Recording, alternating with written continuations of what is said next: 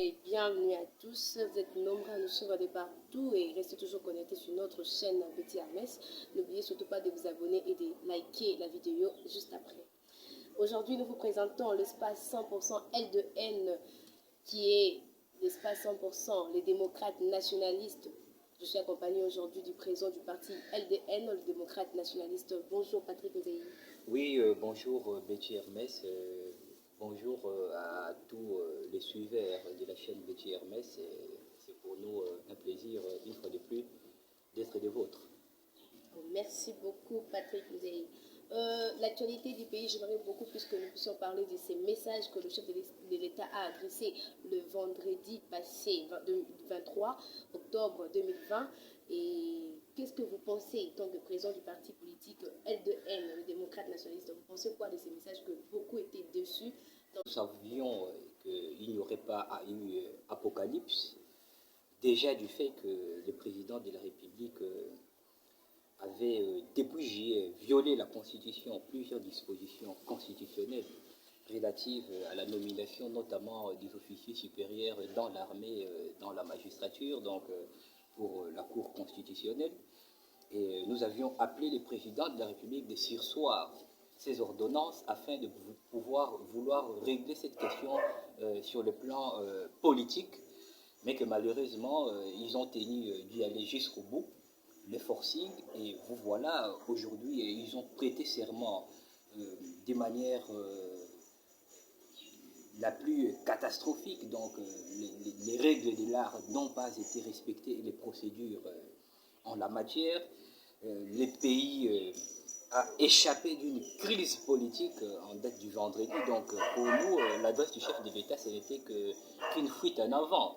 Donc sachant qu'il a fait son forcing, il ne pouvait que s'en échapper en cela. Mais quant à cette annonce, pour nous, on se disait qu'on ne s'attardait pas à l'apocalypse, parce que déjà au départ, le président de la République ne pouvait pas dissoudre l'Assemblée nationale, parce que la dissolution de l'Assemblée nationale suppose une crise persistante entre le gouvernement et l'Assemblée nationale. Et donc, monsieur le président de la République ne pouvait pas dissoudre l'Assemblée nationale, parce que l'ordonnance portant dissolution de l'Assemblée nationale doit être contresignée par le Premier ministre, et au préalable, avant de dissoudre l'Assemblée nationale, il devrait consulter le président du Sénat et le président de l'Assemblée nationale. Donc c'était une hypothèse qui était déjà exclue pour les démocrates nationalistes. En cas d'un forcing ou d'une pareille proposition, cela allait verser le pays dans une crise politique et institutionnelle qui aurait des conséquences incalculables. Donc voilà. Ok, merci beaucoup. Mais nous attendons quand même que le président nous a promis de revenir après la consultation. Donc, nous disons qu'il y a des procédures à suivre. Nous attendons quel sera encore l'autre message. Oui, évidemment. En ce qui concerne aussi les consultations, monsieur le président de la République, justement, il dit qu'il va consulter les plateformes les plus représentatives dans la perspective de la formation d'un gouvernement. Et ici, nous disons que sur le plan politique, cela ne pourra pas marcher. Parce que déjà, en la prestation des serments des juges qui ont été nommés par lui illégaux, que nous considérons illégaux, le FCC a fait bloc. Donc, près de 350 députés du FCC ont boycotté cette séance plénière. Donc, ce qui veut dire que le FCC fait bloc, continue à faire bloc. Donc, aujourd'hui, monsieur le président de la République va consulter avec l'objectif de vouloir créer une nouvelle majorité parlementaire au sein duquel il formera un gouvernement. Mais ça sera une hypothèse qui sera exclue parce que le FCC fera bloc ensemble. L'AMOUCA, UDPS, UNC rassemblés ne vont pas atteindre le quorum de 250 plus 1. Et donc, tout Premier ministre qui sera nommé à l'extérieur de la majorité parlementaire ne pourra pas être investi par l'Assemblée nationale. Et nous sommes en démocratie, comme il faut respecter les textes, la Constitution notamment de la Troisième République. Ce ne sera pas les parlementaires de l'UDPS qui vont investir le gouvernement sous les ombres. Donc voilà, et à ce niveau-là, je dis que ça sera un cercle vicieux parce que nous allons finir par rentrer au point zéro. Donc voilà. Nous espérons tous que ce ne sera pas la crise politique de la RDC. Sans plus tarder, c'est l'espace LDN. 100% LDN, l'espace 100% le démocrate nationaliste. Quelles sont vos initiatives pour cet espace? Oui, l'initiative de créer l'espace 100% LDN, c'est une initiative qui a été notamment l'une des résolutions du bureau politique tenue les 4 octobre dernier, dont la quintessence ou les résolutions avaient été présentées sur la chaîne Betty Hermès notamment. Et donc, le lancement de l'espace 100% LDN rentre dans la perspective de la relance des activités post-confinement, comme cela avait été le vœu lors du bureau politique. L'une des résolutions était que l'on devrait sélectionner une équipe de communicants au sein des cadres du parti afin de relayer les activités du parti et de donner les positions du parti chaque mois. Donc, l'espace LDN, il faudra bien désormais s'habituer avec cet espace. Aujourd'hui, c'était prévu que je ne sois pas seul sur ce plateau. Il était prévu que je sois accompagné du secrétaire général, c'est un docteur, le camarade Antoine Grace-Daba. Il est actuellement en train de soigner des malades. Le camarade secrétaire général adjoint est un peu malade, il a des problèmes de voix, donc il ne pourra pas venir dans une émission. Et il y a un membre du bureau politique qui s'est excusé hier. Malheureusement que tous n'ont pas rehaussé de leur présence parce que j'avais voulu que cela puisse être représentatif. En cas d'absence, il devait demander ou alerter les partis au préalable afin que nous puissions sélectionner d'autres cadres qui puissent nous représenter aujourd'hui.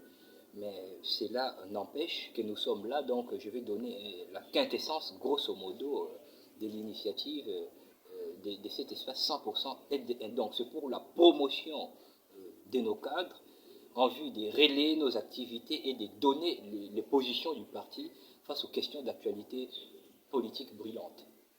Merci beaucoup, et je tiens encore à rappeler que pour ne rien manquer de nouvelles de LDN, donc soyez toujours connectés, restez connectés, abonnez-vous surtout sur la chaîne Betty Hermès pour ne rien rater de LDN. Bientôt là, 2023, oui. On se prépare pour le pouvoir, bien sûr. Oui, évidemment. Ils doivent avoir des élections. Oui. Et LDN, c'est un parti politique. Et avec la conquête démocratique du pouvoir pour les élections 2023, oui. Quelles sont les ambitions du parti LDN? Et oui. Quelles sont les circonscriptions ciblées? Oui, évidemment, LDN nourrit d'énormes ambitions politiques. Donc, 2023 ne sera pas comme 2018. Nous serons bel et bien présents en 2023. Nous présenterons des candidats à différents niveaux sur l'ensemble du territoire national. Là, déjà, j'anticipe les derniers volets de ta question. Donc, il n'y aura pas de circonscriptions ciblées, mais c'est l'ensemble du territoire national qui est ciblé. Parce que les démocrates nationalistes, c'est un parti national et nationaliste. À l'ère actuelle, nous avons implanté nos fédérations dans quasiment 20 des 26 provinces, et nous progressons dans cette dynamique des conquêtes démocratiques du pouvoir politique. Au moment opportun, nous tiendrons notre congrès. Là, ça sera bien évidemment avant 2023 pour lever les grandes options politiques fondamentales du parti, pour investir nos candidats à différents niveaux. Mais je vous dis que toutes les circonscriptions sont concernées, à commencer par Kinshasa. Donc, la ville de Kinshasa, notamment, nous visons aussi au préalable la ville de Kinshasa, au provincial, dont nous aurons les candidats pour le 24 communes de la ville de Kinshasa, parce que nous avons pour ambition la conquête du gouvernorat de la ville de Kinshasa. Mais au-delà de la ville de Kinshasa, nous avons aussi des ambitions nationales. Donc, nous aurons des candidats ici et là, à Kindu, dans les Grands Maniema. Nous aurons des candidats dans les Hauts-Katanga. Je salue d'ailleurs Bernadette Makonga, qui est notre représentante à Kindu. Au Grand Katanga, et à Christian Camille, qui incarne LDN et les autres camarades, Bonhomme Mwandaza, Lesep Mbayo, qui était à l'ENA, il a fini sa formation, il était contraint de ne plus participer aux activités politiques, mais ils sont maintenant en stage. Bientôt là, la formation va prendre fin et il va réintégrer les partis. À Kisangani, au Nord Kivu et j'en passe, nous avons des fédérations partout. Et dans toutes ces fédérations, nous irons à la conquête des élections provinciales et nous irons grosso modo à la conquête des législatives nationales et également des élections sénatoriales. Donc, pour la phase des élections locales aussi, évidemment, nous serons à la conquête des municipalités pour la ville de Kinshasa et pour les autres entités territoriales se retrouvant en milieu rural. Merci bien et j'espère bien que vous vous préparez déjà pour ça. Parce que 2023, c'est plus loin. Oui. Déjà 2020, ça prend fin bientôt là. 2021, les gens doivent se préparer. 2022. Évidemment, donc même l'initiative 100% LDN, ça va dans les cadres de vouloir promouvoir les cadres du parti qui seront ou qui seront nos potentiels, les potentiels candidats du parti pour 2023. Donc cet espace aujourd'hui lancé, nous avons débuté ça au numérique, mais plus prochainement je voudrais que ça soit en même temps diffusé et dans le numérique et les liens, ça serait également diffusé dans les différentes chaînes de télévision dans lesquelles nous avons inondé ces derniers temps. Et donc voilà, donc nous nous préparons et cet espace sera vraiment à notre disposition. Vous verrez nos potentiels candidats. D'ailleurs, avant d'y arriver, vous avez vu notre exécutif du Congo central qui est rentré des Matadi, il serait également avec nous. Mais comme c'est plus les enjeux nationaux qui prévalent, j'ai voulu qu'ils soient un peu dans l'antichambre. Vous allez très bien vous allier. Vous ne serez pas toujours indépendant, même pendant que vous avez des ambitions de la conquête du pouvoir. Donc vous aurez à vous allier quelque part, faire une alliance avec. Nous avons des camps, non? Oui, avec un regroupement politique, une plateforme politique. Oui, bien évidemment que notre ligne politique nous a toujours classé FCC, mais nous n'avons pas signé officiellement notre alliance, mais c'est en perspective. Et bien évidemment, nous n'allons pas renier nos engagements, bel et bien nous allons rejoindre la grande plateforme des kabylistes et nationalistes, sans nul doute. Cela se fera avant 2023?